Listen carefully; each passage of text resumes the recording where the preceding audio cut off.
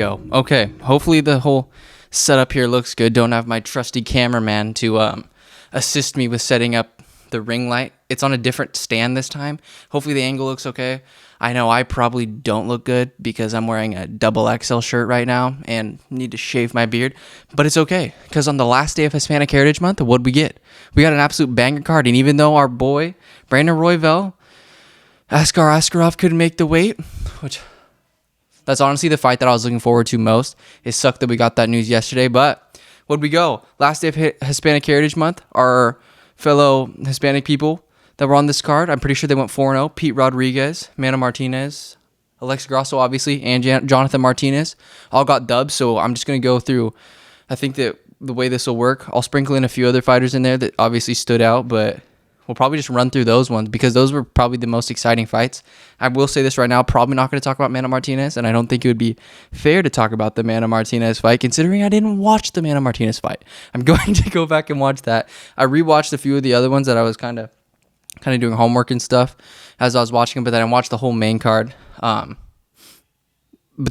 it started off really quick because obviously Alonzo Menafield, he got the dub really fast, and then who else? There's another quick fight. Oh yeah, the Dusko Todorovic versus Beverly Hills Ninja fight was interesting. I'll get to that fight later because there's some weird things I've been noticing in the middleweight division. But first of all, highlight performer. I'm gonna have three, obviously, even though everybody that won did it in really amazing fashion. But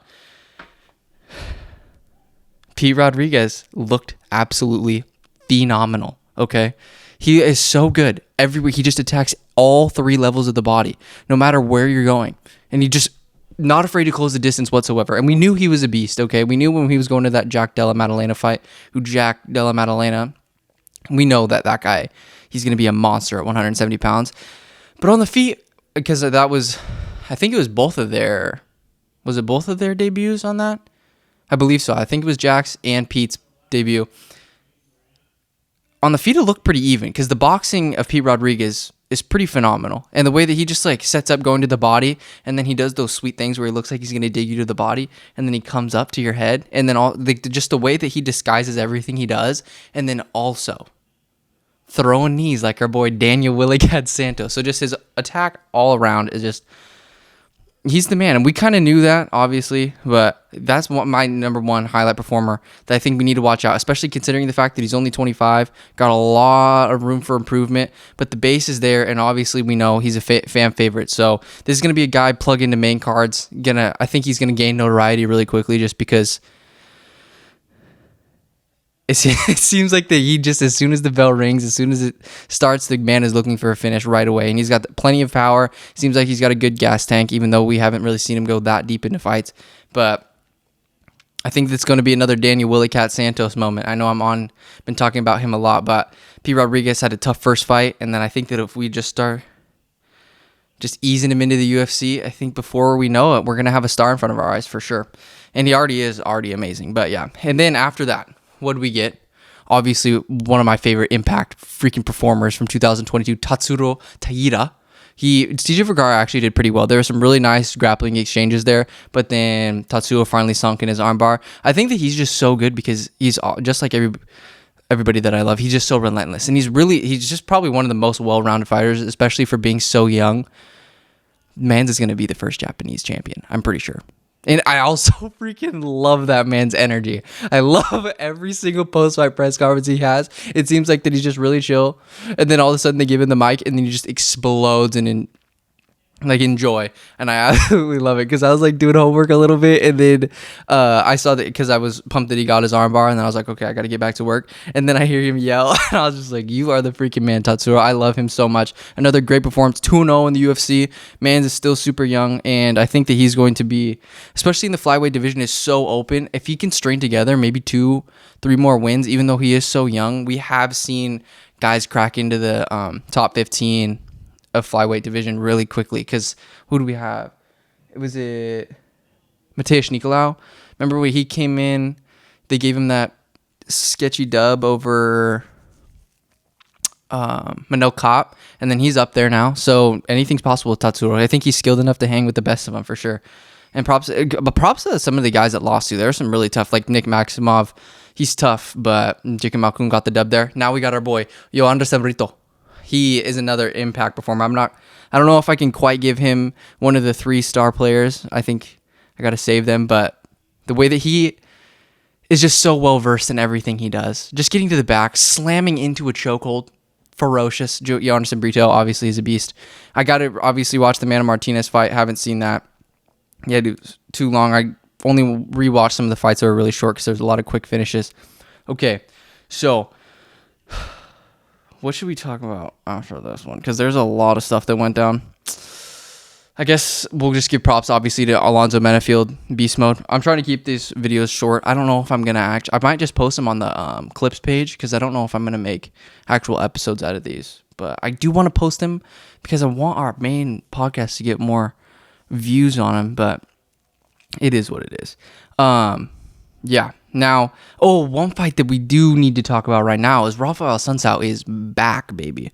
I mean, because he was on a kind of a skid there, right? Because he lost to, I know, obviously got knocked out by Cody Garbrandt. And then he came, Ricky Simone owned him.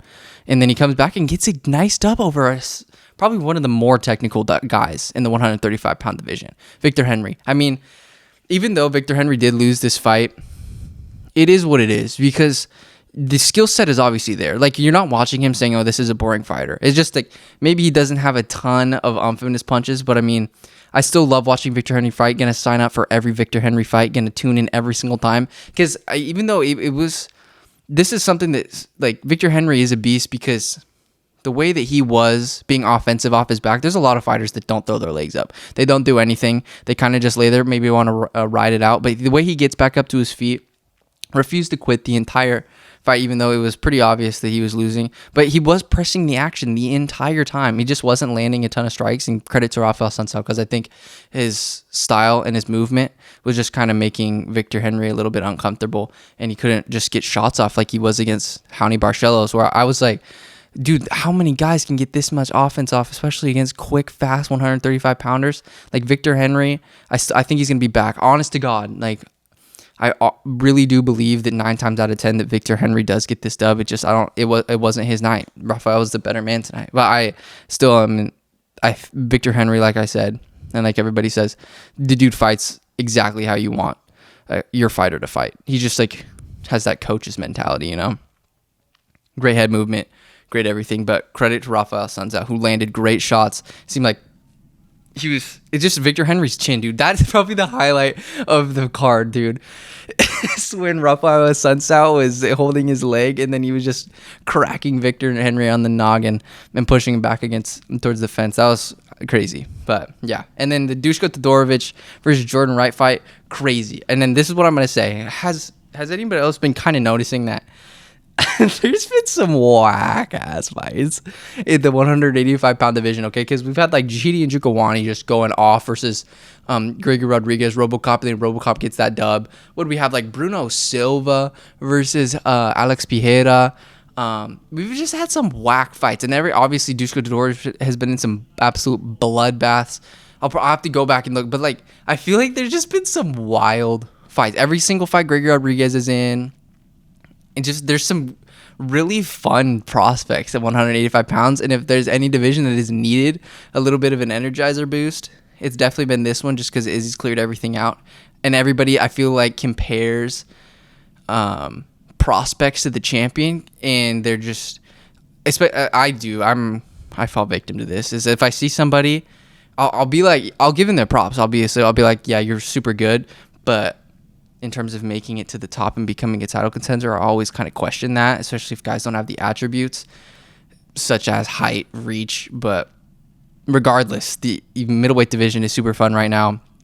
Tons of really good prospects, but this is just right on cue with everything that's happened. Another crazy fight. The first round was a little bit interesting. Jordan Wright was putting Dushko in some serious trouble on the ground, hitting him with some serious ground and pound when Dushko was trying to go for a leg. But Dushko ended up coming back, putting the heat on him in the second round, and got that fight to the ground. And Jordan Wright was obviously just exhausted, but they were just fighting in a phone booth. And it was a super fun fight to watch. But yeah, middleweight division.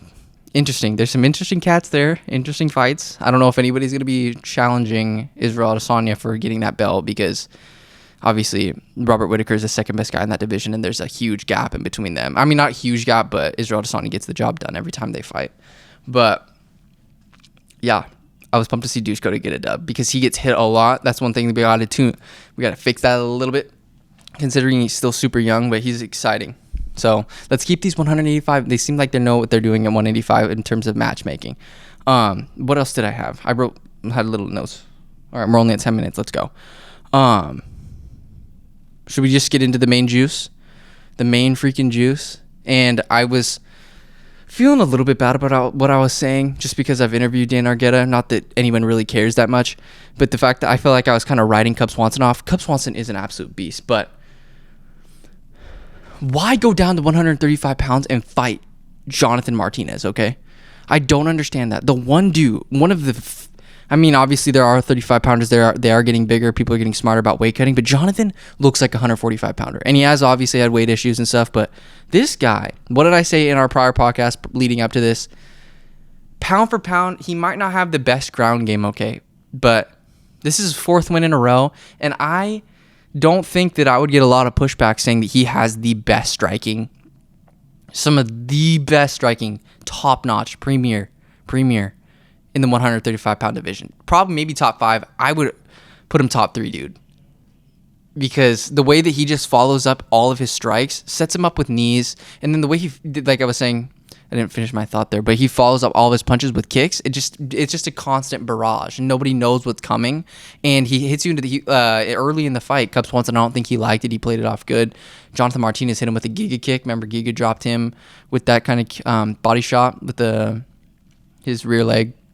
But Jonathan, just constant pressure, dude. And I love how he throws his slicers, his freaking bows, his Tony Ferguson bows.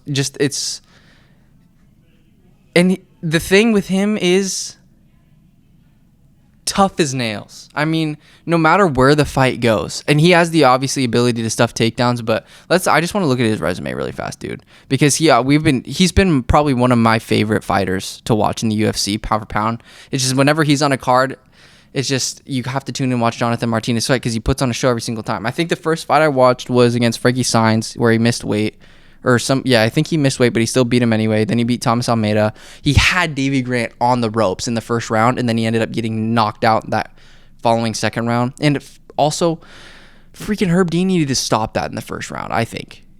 He just watched him absorb like 30 unanswered strikes, and then he just let the clock count down, and then Cub, he played it off well, but it easily could have got stopped in the first round there. And then so looking at it, dude, Jonathan Martinez, besides that Davey Grant fight, even though he literally knocked out Davey Grant a little bit, literally knocked Davey Grant unconscious, we're looking at a 7-fight win streak there. And so this next fight has to be against a ranked guy. And he's going to give all the ranked dudes, especially smaller framed guys that love wrestling, he's going to give them problems if he can stay on the outside. Obviously, that's not mind-blowing. But the way that he has strong hips, he can stuff takedowns, guys are going to have a real problem even in entering because he's throwing knees up the middle, obviously his teeps to the body, front kicks to the face, and then the way he just follows up all of his combinations with his hands, it seems like he always is throwing like a lead leg head kick or something every single time.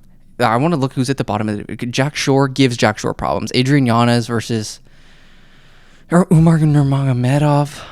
Even Sean O'Malley, like that's like the dream matchup that I think a lot of people want to see is Sean O'Malley versus Jonathan Martinez, and we will get that soon because if it just kind of sucks, Jonathan doesn't talk a ton, so he's not going to get up there soon. But when he does get his shot against somebody big, because this was what they were talking about, this was kind of his test. This was his test a little bit, whether he can handle the spotlight or not against Cub, and he passed it with flying colors.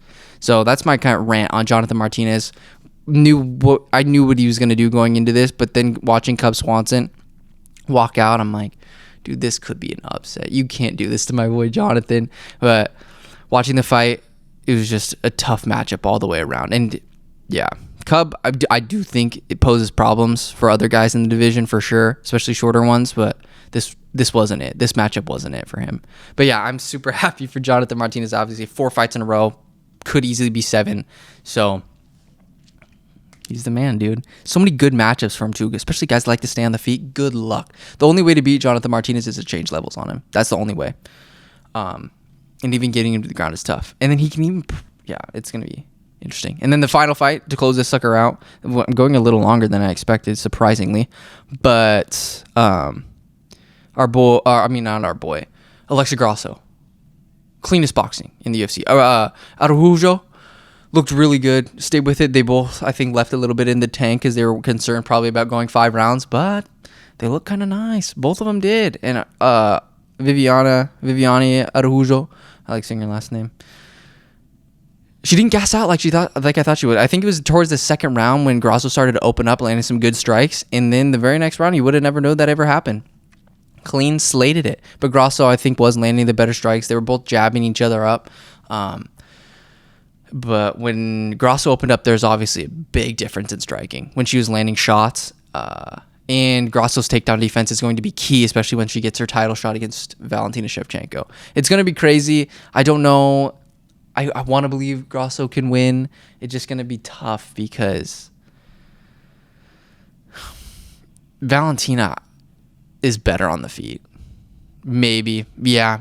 Alexa obviously has clean, pure boxing, but when it comes to kicking and everything, you got to give the tick to the champ, obviously. And I just feel like Valentina's going to be able to get her to the ground, dude. But overall, let's wrap this sucker up. Good fight night, okay? Really good fight night. Cannot wait to talk about UFC 280. It's going to be legit insaneness. But, yeah, way to close out Hispanic Heritage Month with 4-0, you know? And then it would have been, isn't Brandon Royval? I don't know.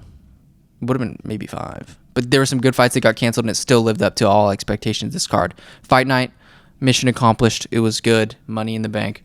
Yeah, thank you guys so much. I'm happy I freaking did this. I usually don't do these on Saturdays, but I'm wanting to start doing it. But yeah, thank you so much. We will see you next week, probably earlier in the week with another pod. And then hopefully another one after UFC 280 where Charles do Bronx Oliveira defends his title against Islam Makhachev. Yeah. All right. Thank you guys. I went longer than I needed to, but it happens.